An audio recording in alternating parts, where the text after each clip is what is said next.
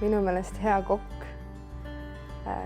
kokkab alati kirega, ta ei pane viha toitu ja asi, mida ma ise üritan jälgida, on, et mida vähem, seda parem, et ei pane korraga hästi palju maitseid või asju kokku, aga see ei tule mul alati välja.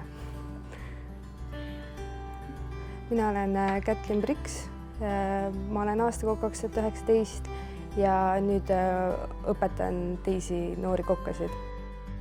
Suhtun taimsesse toitu väga hästi. Mulle, ütleme koduselt, ma söön ise pigem taimset toitu, sest minu meelest seda on lihtsam, kiirem ja odavam teha. Sa ei pea muretsema, et midagi üleküpseks või tooreks jääks.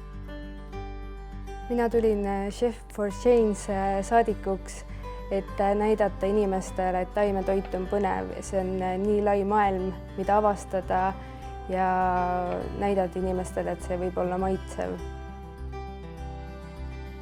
Huvi tekkis suurem aasta tagasi, kui ma läksin tööle restorani Juur, kus peakokk siis tutvustas mulle erinevaid ürte ja taimi, mis meie enda metsades ja aedades kasvavad. Ja see pani selle lumepalli nii-öelda jooksma. Mul on 2 taimset toitu, mis on mulle hästi meelde jäänud.